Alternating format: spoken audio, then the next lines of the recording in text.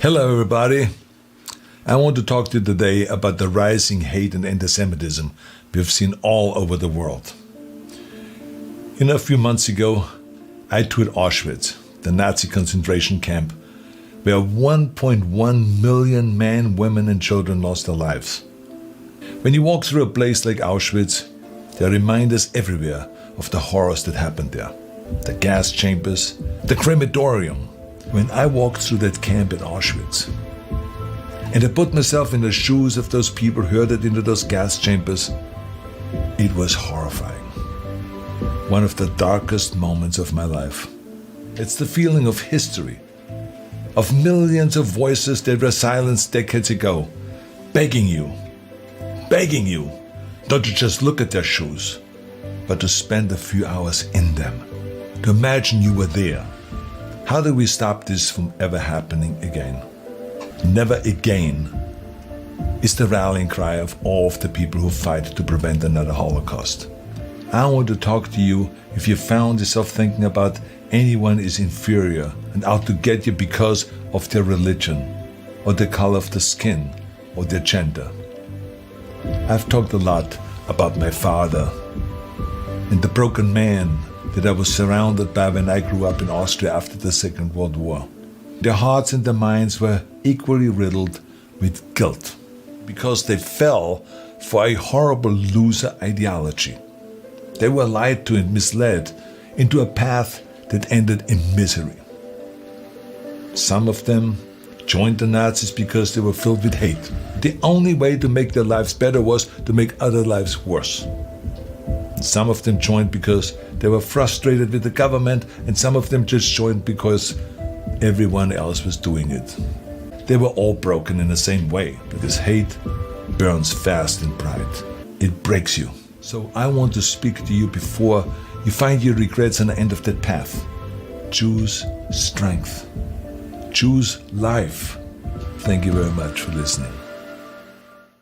Now watch The Nazis, depicting what could happen if the same malevolent elements paralleling Hitler's Nazi playbook are allowed to infect present-day society.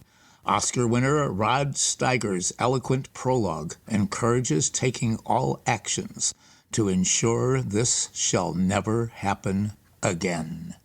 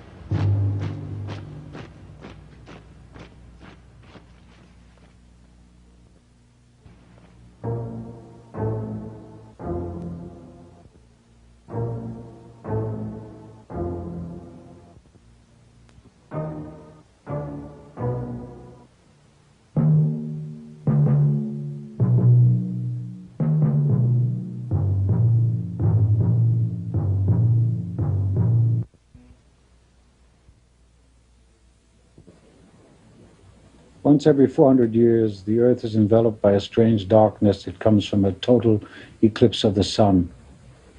In the history of man, such an event took place, an eclipse of all his humanity. And so devastating was its force that it almost rendered meaningless everything in which we believed. Unfortunately, each epic event in history seems to spawn its deniers. Ominous voices saying it never happened. One of the most insidious in recent years is the emergence of a pseudo-academic neo-fascist organization called the Institute for Historical Review, whose objective is to argue that the Holocaust was a hoax, that the murder of millions of human beings by the Nazis is not a controversial issue open to debate. It is a historical fact. The scenes of horror at the concentration camps will haunt the world forever.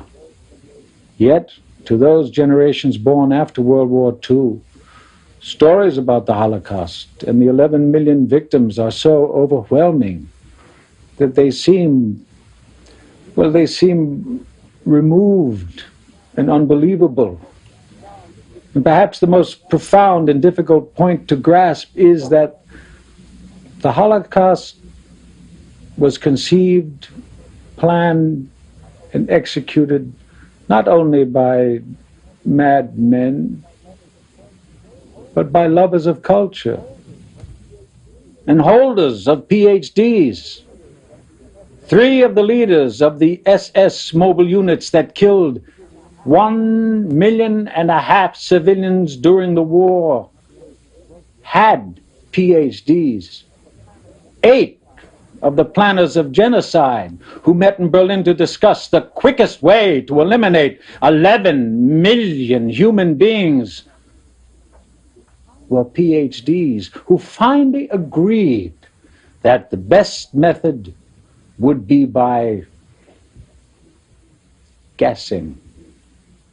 The Institute for Historical Review, the Ku Klux Klan, the American Nazi Party, and other hate groups have begun campaigns to expand their memberships and to indoctrinate young people into their world of bigotry, intolerance, and prejudice. It would be unwise to easily dismiss these hate organizations, which can have a significant impact on our youth and ultimately pose a threat to our way of life. It's our responsibility to see that Hitler's spiritual heirs never again become a danger to the civilized world as we know it. And General Dwight D. Eisenhower anticipated the cry of later neo-Nazis who would claim that the Holocaust never occurred. After visiting a newly liberated concentration camp, Eisenhower wrote, and I quote, "The things I saw beg a description. The starvation, cruelty, and bestiality left me sick. And I made the visit to give first-hand evidence if ever there is a tendency to charge that these allegations were merely propaganda." Colonel W. Quinn wrote that Dachau will stand as one of history's most gruesome symbols of inhumanity. Our troops found cruelties horrible beyond belief. Dachau and death, these names are synonymous, he testified. How is it possible that Dachau concentration camp could have ever existed? A site of horror and atrocities unparalleled in modern history. Such short minutes from the bustling and thriving city of Munich, the capital of Bavaria, known as the center of Gemütlichkeit, which means merriment and a good way of life. Now, the purpose of this program is to provide a contemporary perspective on the lessons of the Holocaust, which to a large extent could have been preventable. But the apathy and the indifference of a silent majority allowed Nazism to strike roots and such atrocities to occur. And such complacency exists today, even in America. Genocide is a result of hatred, ignorance, prejudice, and economic instability allowed to go uncontrolled, until that very venom penetrates the very roots of society and the bigoted fanatics are allowed to gain power. And these elements are powerfully depicted in Leni Riefenstahl's 1934 film, Triumph of the Will, one of the most remarkable documentaries ever made. And the film was commissioned by Adolf Hitler as a glorification of Nazism. This special edition highlights its casts of characters, the demonic monsters of the 20th century, most responsible for the Holocaust. These Third Reich leaders built their power through violence, scapegoatism, and the promise of economic recovery and an appeal to national fervor through giant rallies such as those at Nuremberg, instilling terror through their secret police, the Gestapo. And they gained total and absolute control of a nation and later over most of Europe.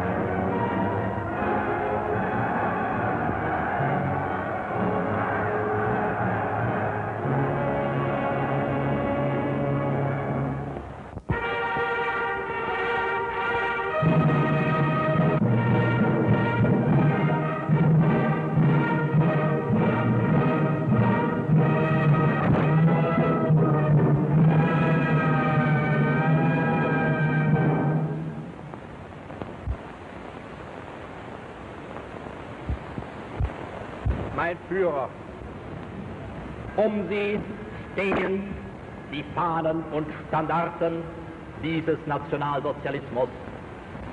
Wenn Ihr Tuch einst morsch sein wird, erst dann werden die Menschen ganz fähig sein, rückblickend die Größe unserer Zeit zu verstehen und zu begreifen, was Sie, mein Führer, für Deutschland bedeuten. Sie waren uns der Garant des Sieges. Sie sind uns der Garant des Friedens. Adolf Hitler! Sieg Heil! Sieg Heil! Sieg Heil!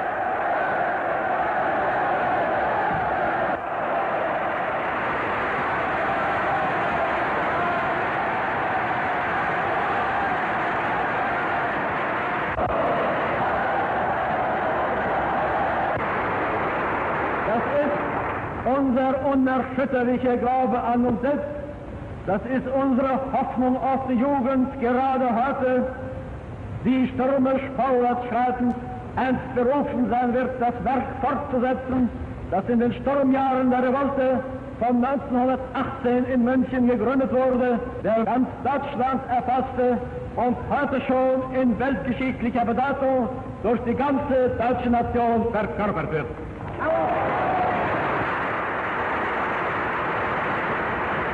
Denn die Wahrheit ist das Fundament, mit dem die Macht der Presse steht und fällt.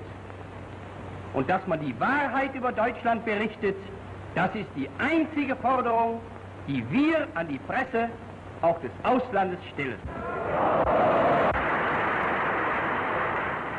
Ein Volk, das nicht auf die Reinheit seiner Rasse hält, geht zugrunde.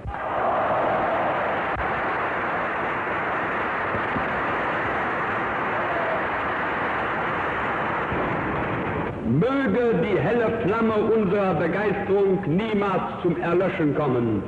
Sie allein gibt auch der schöpferischen Kunst einer modernen politischen Propaganda Licht und Wärme. Aus den Tiefen des Volkes stieg sie empor und zu den Tiefen des Volkes muss sie immer wieder herniedersteigen, um dort ihre Wurzeln zu suchen und ihre Kraft zu finden. Es mag gut sein, Macht zu besitzen, die auf Gewehren ruht. Besser aber und beglückender ist es, das Herz eines Volkes zu gewinnen und es auch zu behalten.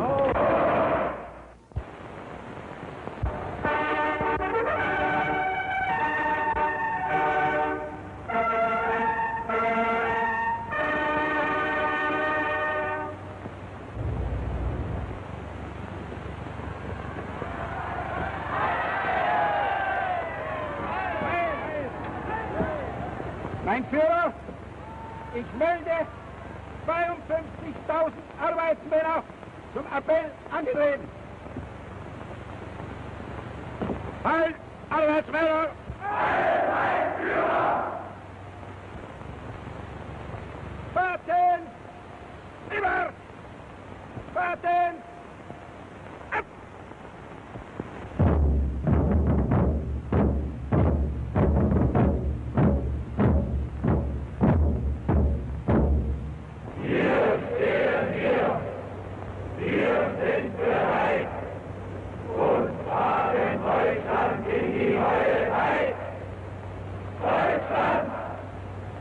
Kamerad, woher stammst du? Aus Friesenland! Und du, Kamerad? Aus Bayern! Und du? Vom Kaiserstuhl! Und du? Aus Pommern! Und aus Königsberg! Aus Schlesien. Von Devoterkant! Vom Schwarzwald! Aus Dresden!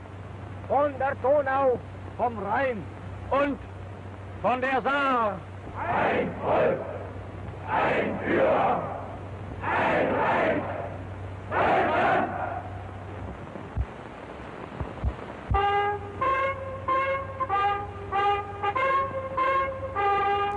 Wir sind die Männer vom Bauernstand, Deutschland so weit.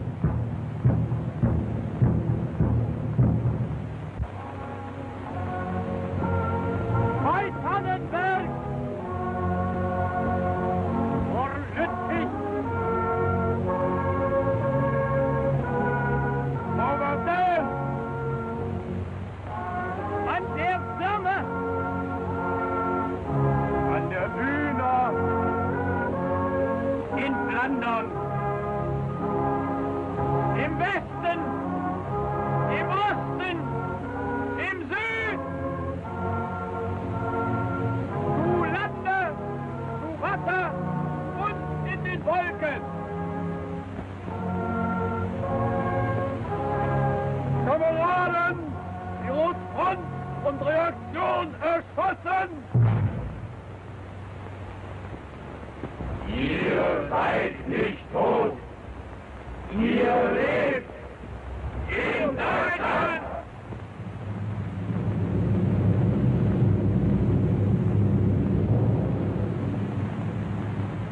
Meine Arbeitsdienstmänner. Und ihr werdet wissen, in diesem Augenblick sehen euch nicht die Augen der Hunderttausende in Nürnberg, sondern in dem Augenblick sieht euch zum ersten Mal Deutschland. Und ich weiß, so wie ihr in stolzer Ergebenheit diesem Deutschland Dienst tut, wird heute Deutschland in stolzer Freude seine Söhne in euch marschieren sehen.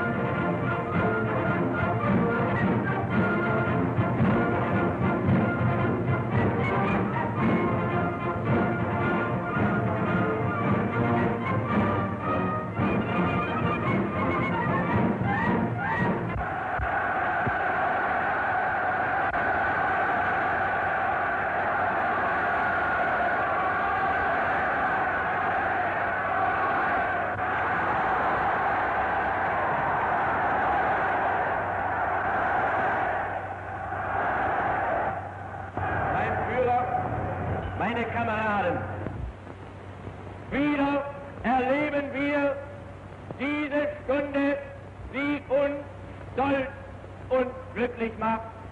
Nach Ihrem Befehl, mein Führer, steht hier eine Jugend, die keine Klasse und keine Kaste kennt. Nach Ihnen formt sich die junge Generation unseres Volkes, weil sie die höchste Selbstlosigkeit dieser Nation voranleben, will auch diese Jugend selbstlos sein, weil sie die Treue für uns verkörpern. Darum wollen auch wir treu sein. Adolf Hitler, der Führer der deutschen Jugend, hat das Wort.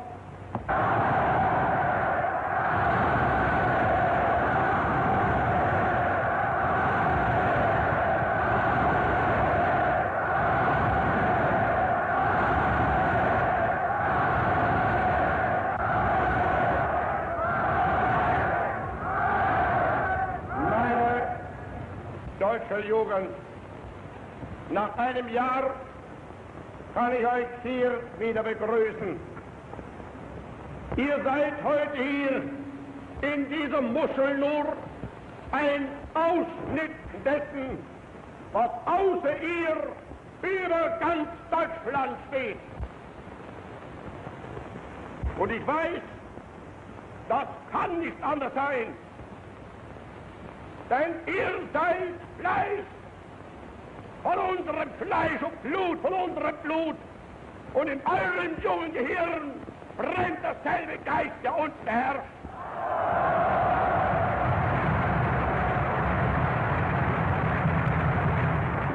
Ihr könnt nicht anders sein, als mit uns verbunden. Und wenn die großen Kolonnen unserer Bewegung heute siegend durch Deutschland marschieren, dann weiß ich, ihr schließt euch den Kolonnen an. Und wir wissen,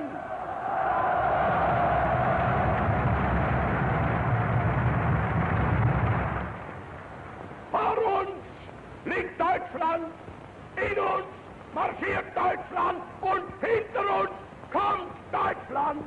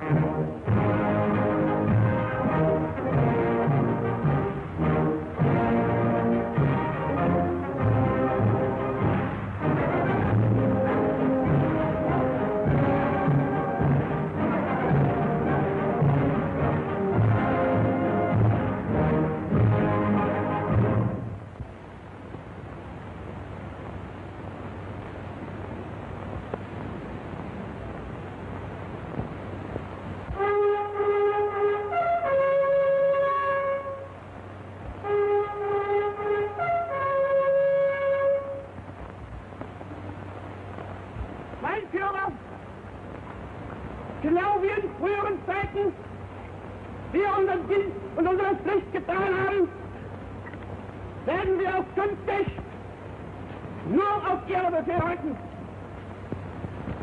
Und wir Kameraden kennen nichts anderes, als die Befehle unseres Führers auszuführen und zu beweisen, dass wir die Alten geblieben sind.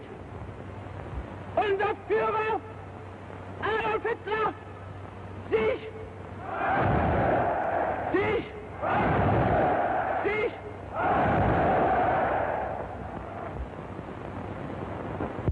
SA und SS-Männer. Vor wenigen Monaten hat sich über der Bewegung ein schwarzer Schatten erhoben. Die SA hat so wenig als irgendeine andere Institution der Partei mit diesen Schatten etwas zu tun. Sie täuschen sich alle, die glauben, dass auch nur ein Riss in das Gefüge unserer einzigen Bewegung gekommen sei. Sie steht fest, so wie dieser Block hier.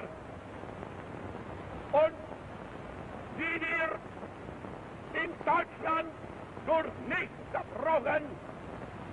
Und wenn jemand sich am Geiste meiner SA versündigt, dann trifft das nicht diese SA, sondern nur diejenigen selbst, die es wagen, sich an ihr zu versündigen.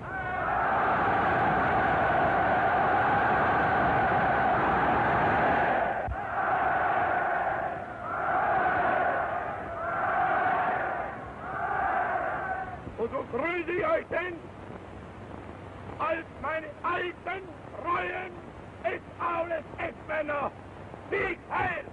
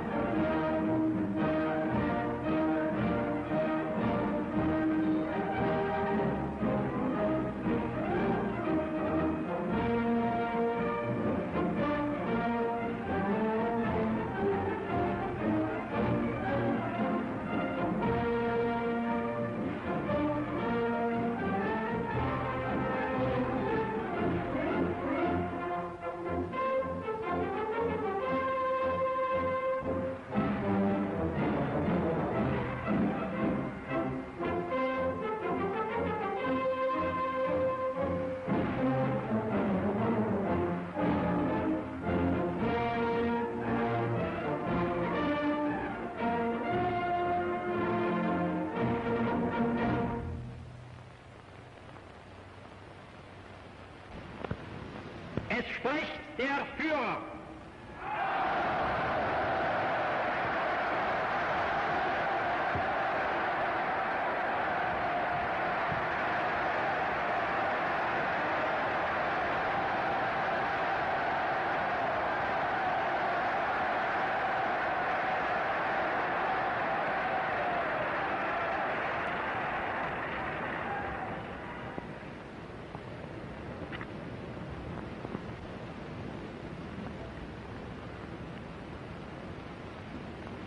Der 6. Parteitag der Bewegung geht zu Ende. Eins haben unsere Gegner dafür gesorgt, dass durch Verbot und Verfolgungswellen von Zeit zu Zeit die Bewegung wieder ausgekämmt wurde von dem leichten Zeug, das sich bei ihr einzufinden begann. Heute müssen wir selbst Musterung halten und abstoßen, was sich als schlecht erwiesen hat.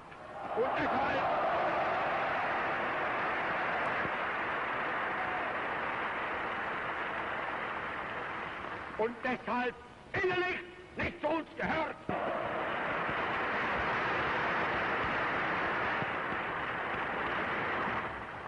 Es ist unser Wunsch und Wille, dass dieser Staat und dieses Reich bestehen sollen in den kommenden Jahrtausenden. Wir können glücklich sein zu wissen, dass diese Zukunft restlos uns gehört.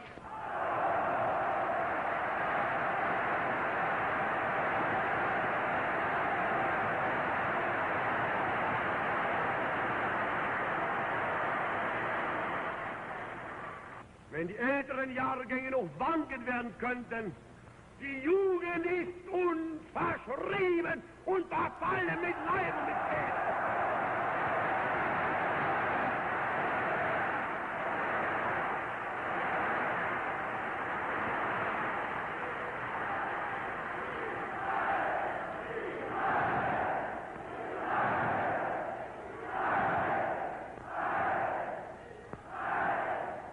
Nur dann, wenn wir in der Partei durch unser aller Zutun die höchste Verkörperung des nationalsozialistischen Gedankens und Wesens verwirklichen, wird sie eine ewige und unzerstörbare Säule des deutschen Volkes und Reiches sein.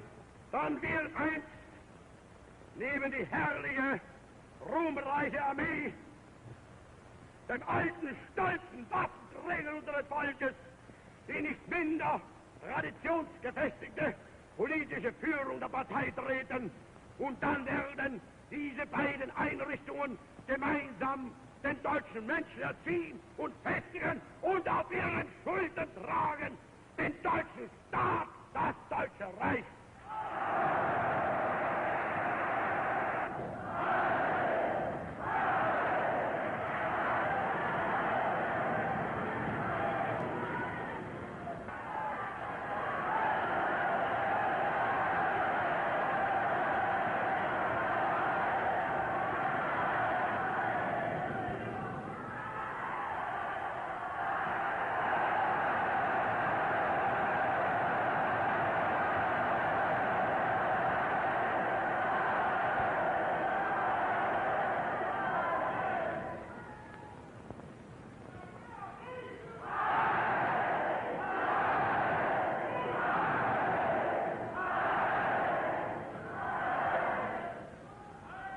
Die Partei ist Hitler. Hitler aber ist Deutschland, wie Deutschland Hitler ist. Hitler siegt! Siegt! Siegt!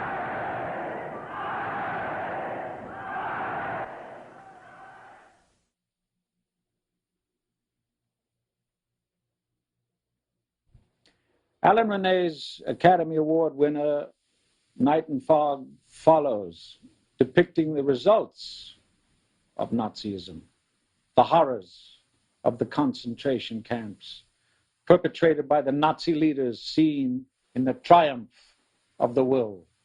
Incredibly, a significant number of these same murderers are at large today, Yes, some of them living securely in major metropolitan cities, even in the United States.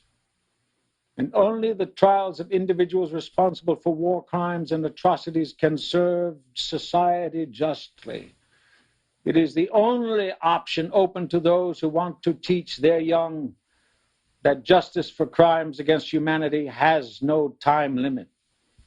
As an irony of history, perhaps this program will provide a beacon of hope and understanding for all those who have known persecution by totalitarian regimes, and for those of us who are determined to ensure that such horrors will never again recur.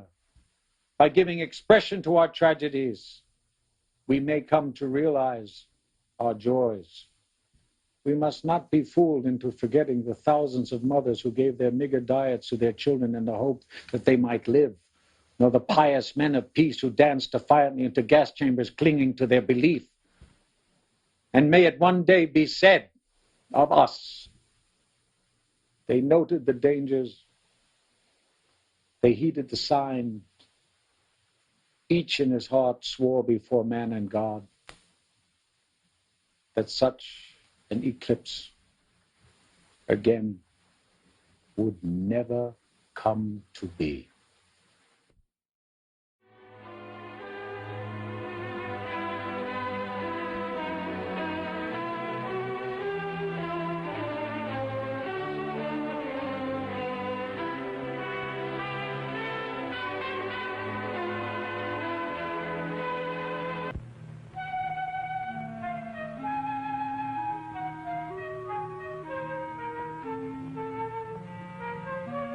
Même un paysage tranquille,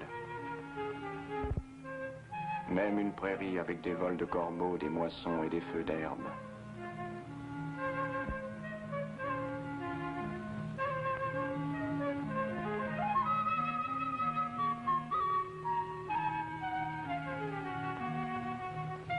Même une route où passent des voitures, des paysans, des couples, même un village pour vacances, avec une foire et un clocher, peuvent conduire tout simplement à un camp de concentration. Le Struthof, Oranienburg, Auschwitz, Neuengamme, Belsen, Ravensbrück, Dachau furent des noms comme les autres sur les cartes et les guides. Le sang a caillé, les bouches se sont tues, les blocs ne sont plus visités que par une caméra. Une drôle d'herbe a poussé et recouvert la terre usée par le piétinement des concentrationnaires. Le courant ne passe plus dans les fils électriques, plus aucun pas que le nôtre.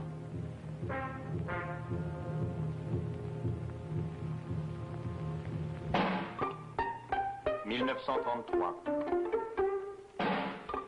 La machine se met en marche.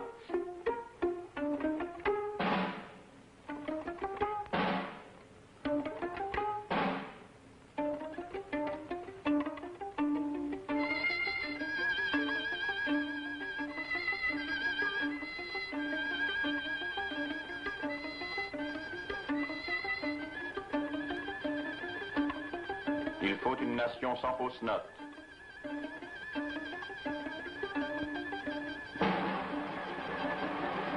Sans querelle. On se met au travail. Un camp de concentration se construit comme un stade ou un grand hôtel, avec des entrepreneurs, des devis, de la concurrence, sans doute des pots de vin. Pas de style imposé, c'est laissé à l'imagination. Style alpin, style garage, style japonais, sans style. Les architectes inventent calmement ces porches destinés à n'être franchis qu'une seule fois. Pendant ce temps, Burger, ouvrier allemand, Stern, étudiant juif d'Amsterdam, Schmulski, marchand de Cracovie, Annette, lycéenne de Bordeaux, vivent leur vie de tous les jours sans savoir qu'ils ont déjà, à 1000 km de chez eux, une place à signer. Et le jour vient où leurs blocs sont terminés, où il ne manque plus qu'eux. Raflés de Varsovie, déportés de Lodz, de Prague, de Bruxelles, d'Athènes, de Zagreb, d'Odessa ou de Rome.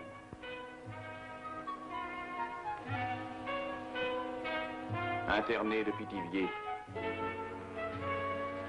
raflés du Veldiv, résistants parqués à Compiègne, La foule des prix sur le fait, des prix par erreur, des prix au hasard, se met en marche vers les camps.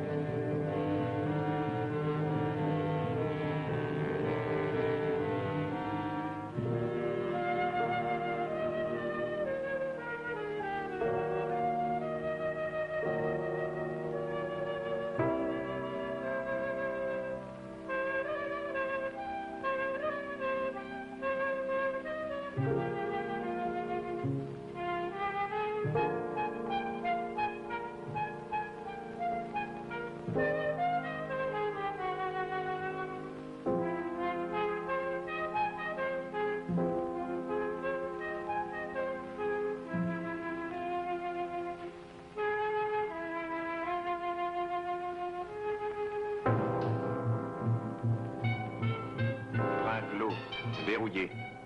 Entassement des déportés à 100 par wagon. Ni jour ni nuit, la faim, la soif, l'asphyxie, la folie. Un message tombe quelquefois ramassé. La mort fait son premier choix. Un second est fait à l'arrivée dans la nuit et le brouillard.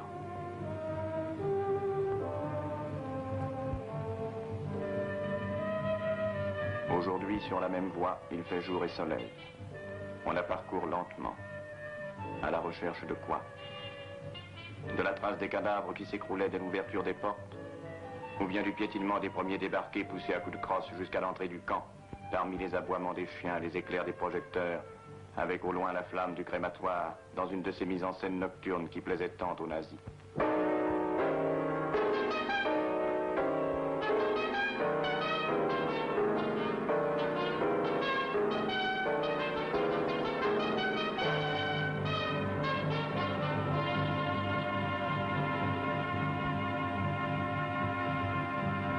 Premier regard sur le camp, c'est une autre planète.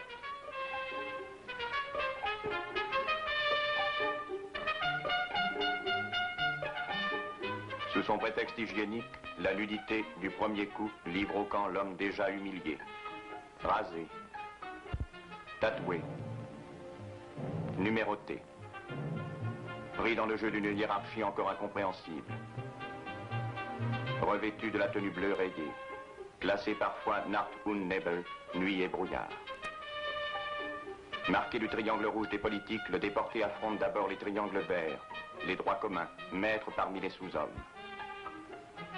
Au-dessus, le capot, presque toujours un droit commun. Au-dessus encore, le SS, l'intouchable, on lui parle à 3 mètres. Tout en haut, le commandant, lointain, il préside au rite, il affecte d'ignorer le camp. Qui ne l'ignore pas d'ailleurs.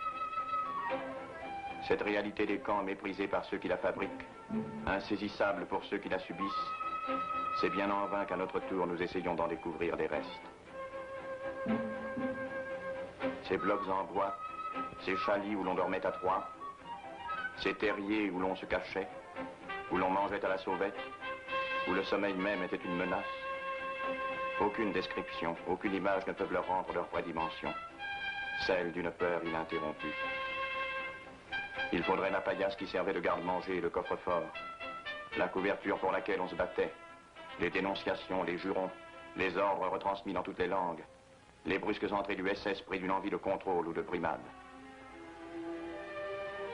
De ce dortoir de briques, de ces sommeils menacés, nous ne pouvons que vous montrer l'écorce, la couleur.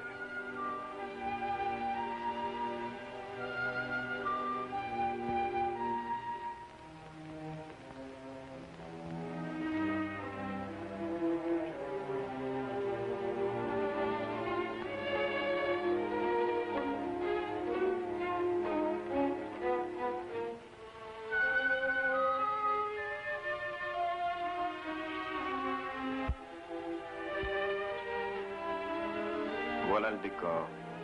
Des bâtiments qui pourraient être écuries, granges, ateliers. Un terrain pauvre devenu terrain vague. Un ciel d'automne indifférent. Voilà tout ce qui nous reste pour imaginer cette nuit coupée d'appels, de contrôle de pouls. Nuit qui claque des dents. Il faut dormir vite. Réveil à la trique, on se bouscule, on cherche ses effets volés. 5 heures, rassemblement interminable sur l'Appel Place. Les morts de la nuit faussent toujours les comptes. Un orchestre joue une marche d'opérette au départ pour la carrière, pour l'usine.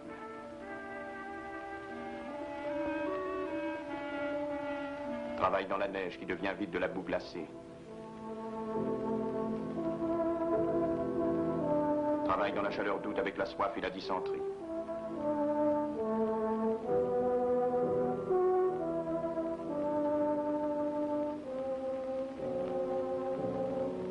Mille Espagnols sont morts pour construire cet escalier qui mène à la carrière de Mauthausen.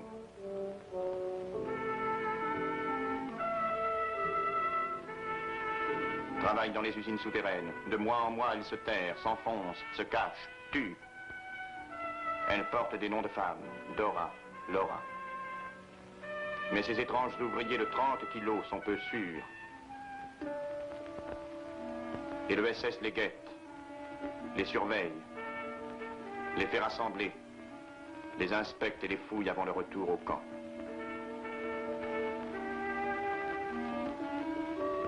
Des pancartes de style rustique renvoient chacun chez soi.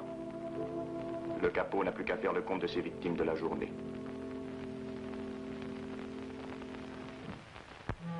Le déporté, lui, retrouve l'obsession qui dirige sa vie et ses rêves, manger.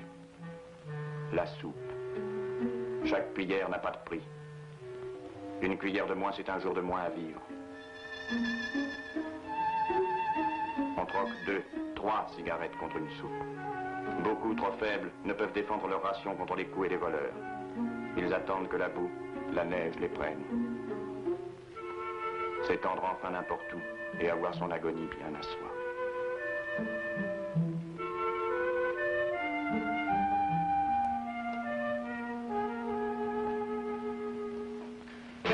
Des latrines, des abortes. Des squelettes au ventre de bébés qui venaient 7 fois, 8 fois par nuit. La soupe était diurétique. Malheur à celui qui rencontrait un capot ivre au clair de lune. On s'y observait avec crainte. On y guettait des symptômes bientôt familiers. Faire du sang, c'était signe de mort. Marché clandestin, on y vendait, on y achetait, on y tuait en douce. On s'y rendait visite. On se passait les vraies et les fausses nouvelles. On y organisait des groupes de résistance. Une société y prenait forme. Une forme sculptée dans la terreur. Moins folle pourtant que l'ordre des SS qui s'exprimait par ses préceptes. La propreté, c'est la santé. Le travail, c'est la liberté. À chacun son dû. Un pouce est à mort et un SS donc. Chaque camp réserve des surprises, un orchestre symphonique. Un zoo. Des serres où Himmler entretient des plantes fragiles. Le chêne de Goethe à Buchenwald. On a construit le camp autour, mais on a respecté le chêne. Un orphelinat éphémère, constamment renouvelé. Un bloc des invalides. Alors le monde véritable, celui des paysages calmes, celui du temps d'avant, peut bien apparaître au loin, pas si loin. Pour le déporté, c'était une image. Il n'appartenait plus qu'à cet univers fini, fermé, limité par les miradors, d'où les soldats surveillaient la bonne tenue du camp, visaient sans fin les déportés, les tuaient à l'occasion par désœuvrement.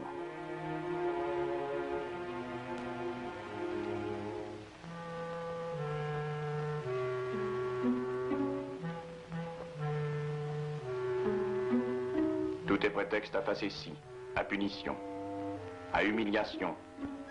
Les appels durent des heures.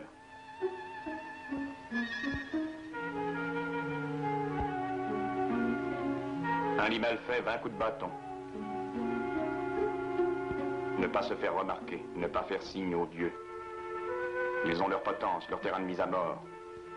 Cette cour du bloc 11, dérobée au regard, arrangée pour la fusillade, avec son mur protégé contre le ricochet des balles. Ce château d'Artheim, où des autocars aux vitres fumées conduisent des passagers qu'on ne reverra plus. Transports noirs qui partent à la nuit et dont personne ne saura jamais rien.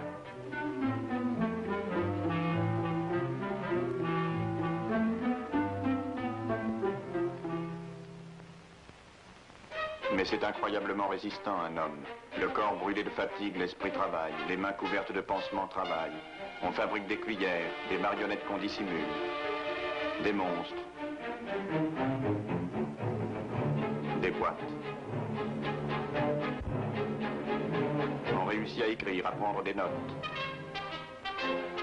à exercer sa mémoire avec des rêves. On peut penser à Dieu. On arrive même à s'organiser politiquement, à disputer au droit commun le contrôle intérieur de la vie du camp. On s'occupe des camarades les plus atteints. On donne sur sa nourriture. On crée des entraides.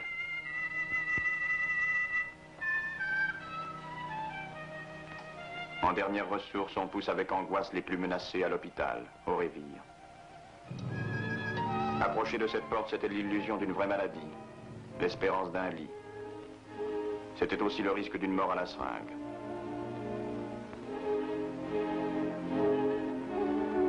Les médicaments sont dérisoires. Les pansements sont en papier. La même pommade sert pour toutes les maladies, pour toutes les plaies. Quelquefois, le malade affamé mange son pansement. À la fin, tous les déportés se ressemblent. Ils s'alignent sur un modèle sans âge qui meurt les yeux ouverts. Il y avait un bloc chirurgical. Pour un peu, on se serait cru devant une vraie clinique.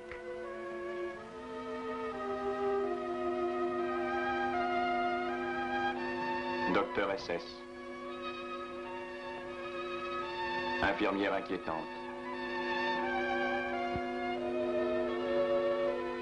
Il y a un décor, mais derrière, des opérations inutiles, des amputations, des mutilations expérimentales. Les capots, comme les chirurgiens SS, peuvent se faire la main.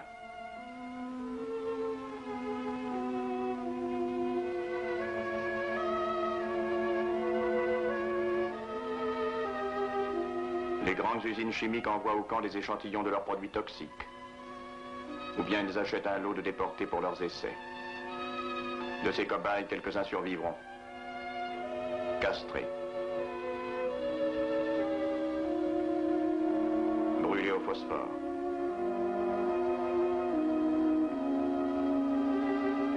Il y a celles dont la chair sera marquée pour la vie, malgré le retour. Ces femmes, ces hommes, les bureaux administratifs conservent leur visage déposé à l'arrivée.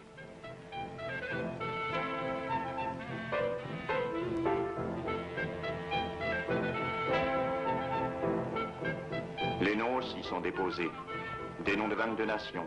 Ils remplissent des centaines de registres, des milliers de fichiers. Un trait rouge biffe les morts. Des déportés tiennent cette comptabilité délirante, toujours fausse, sous l'œil des SS et des capots privilégiés. Ceux-là sont les prominences, le gratin du camp.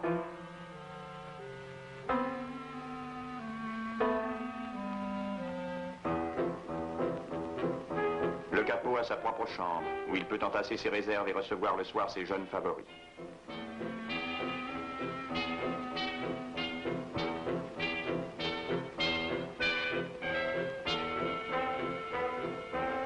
Tout près du camp, le commandant a sa villa où sa femme contribue à entretenir une vie familiale, et quelquefois mondaine, comme dans n'importe quelle autre garnison. Peut-être seulement s'y ennuie-t-elle un peu plus. La guerre ne veut pas finir. Plus fortunés, les capots avaient un bordel. Des prisonnières mieux nourries, mais comme les autres vouées à la mort. Quelquefois, de ses fenêtres, il est tombé un morceau de pain pour un camarade au dehors. Ainsi, les SS étaient arrivés à reconstituer dans le camp une cité vraisemblable avec hôpital, quartier réservé, quartier résidentiel, et même, oui, une prison.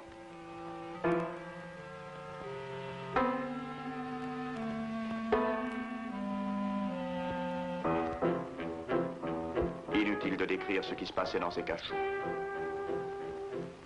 Ces cages calculées pour qu'on ne puisse tenir ni debout ni couché, des hommes, des femmes y furent suppliciés consciencieusement pendant des jours.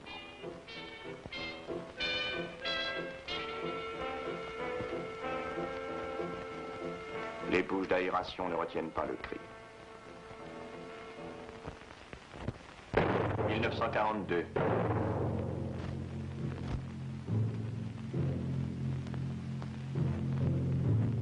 Himmler se rend sur les lieux.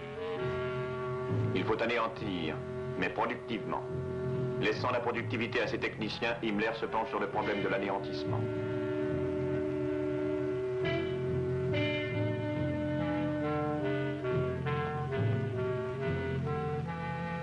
On étudie des plans, des maquettes. On les exécute et les déportés eux-mêmes participent aux travaux. Un crématoire, cela pouvait prendre à l'occasion un petit air carte postale. Plus tard, aujourd'hui, des touristes s'y font photographier. La déportation s'étend à l'Europe entière.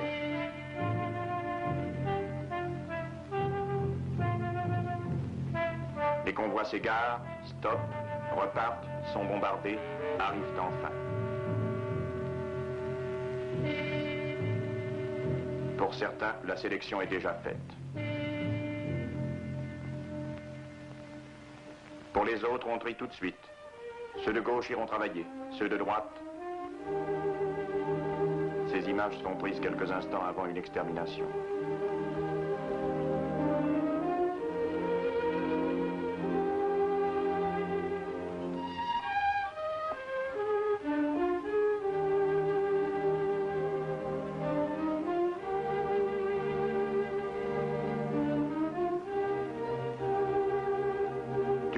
Prend du temps.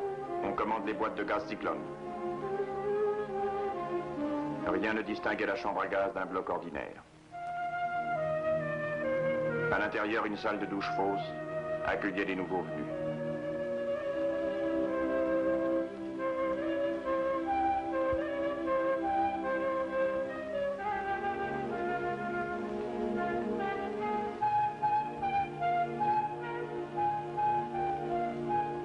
On fermait les portes. On observait.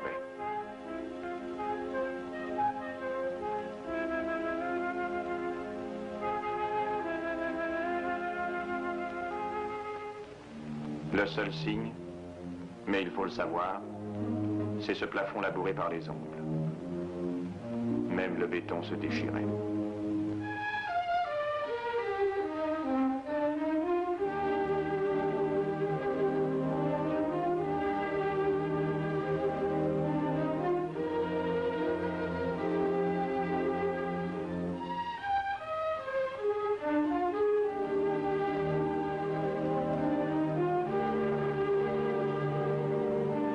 Quand les crématoires sont insuffisants, on dresse des bûchers.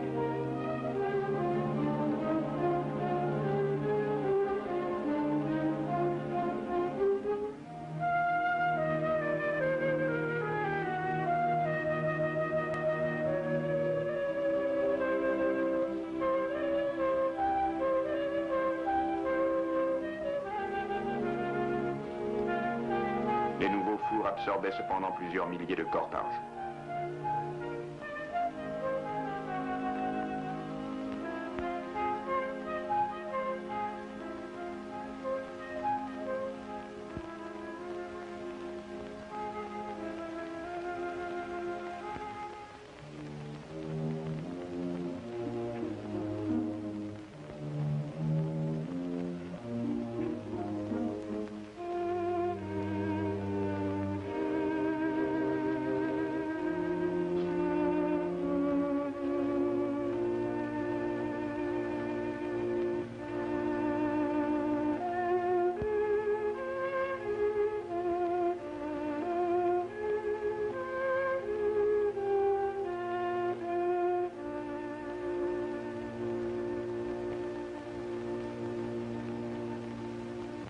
Tout est récupéré.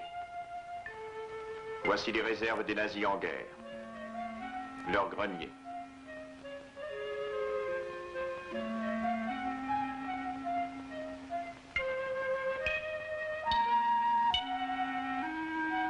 Rien que des cheveux de femme.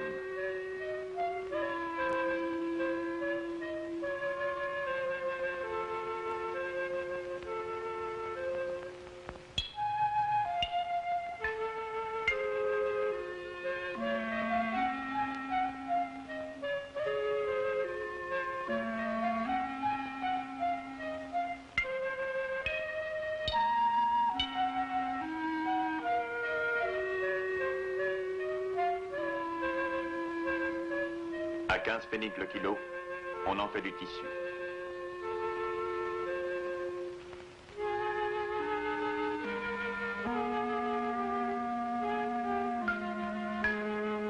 Avec les os,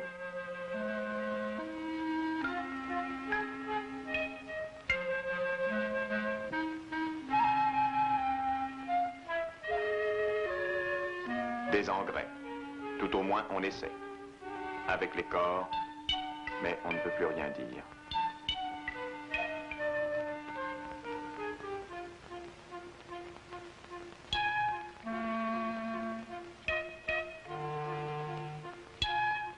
Avec les corps, on veut fabriquer du savon. Quant à la peau,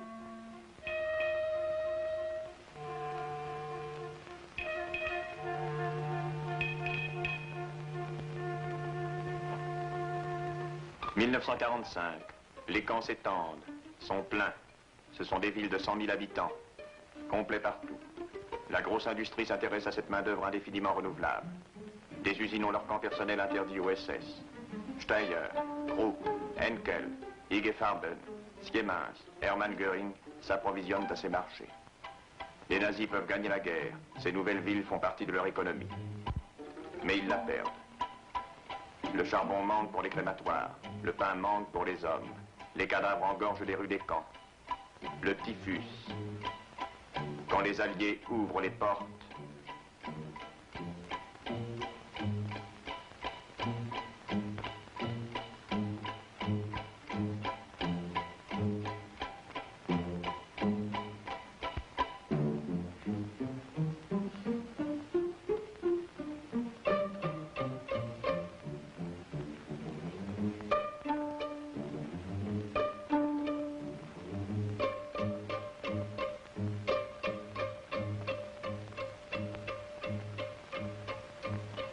toutes les portes.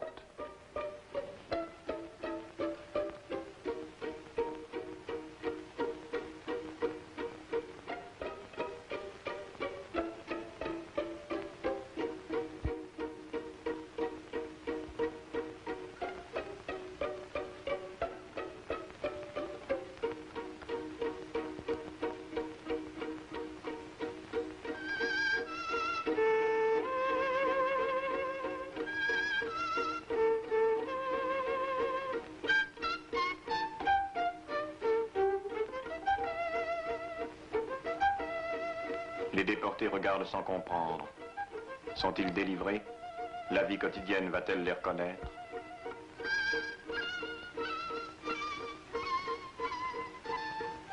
Je ne suis pas responsable, dit le capot.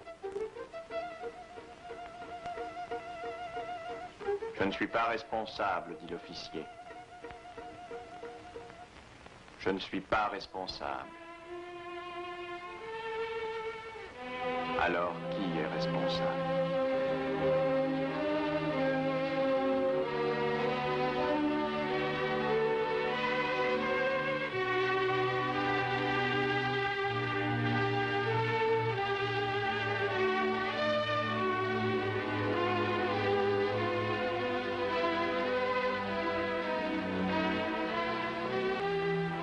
Au moment où je vous parle, l'eau froide des marais et des ruines remplit le creux des charniers. Une eau froide et opaque comme notre mauvaise mémoire. La guerre s'est assoupie. Un œil toujours ouvert.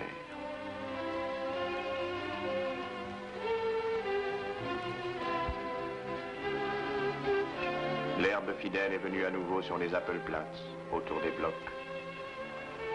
Un village abandonné, encore plein de menaces.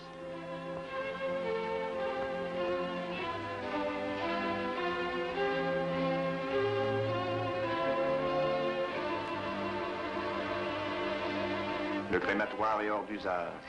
Les ruses nazies sont démodées. 9 millions de morts hantent ce paysage.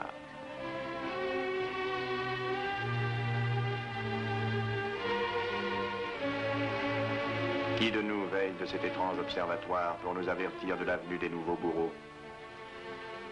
Ont-ils vraiment un autre visage que le nôtre? Quelque part parmi nous, il reste des capots chanceux, des chefs récupérés, des dénonciateurs inconnus. Il y a tous ceux qui n'y croyaient pas, ou seulement de temps en temps. Il y a nous qui regardons sincèrement ces ruines, comme si le vieux monstre concentrationnaire était mort sous les décombres, qui feignons de reprendre espoir devant cette image qui s'éloigne, comme si on guérissait de la peste concentrationnaire. Nous qui feignons de croire que tout cela est d'un seul temps et d'un seul pays, et qui ne pensons pas à regarder autour de nous, et qui n'entendons pas qu'on crie sans fin.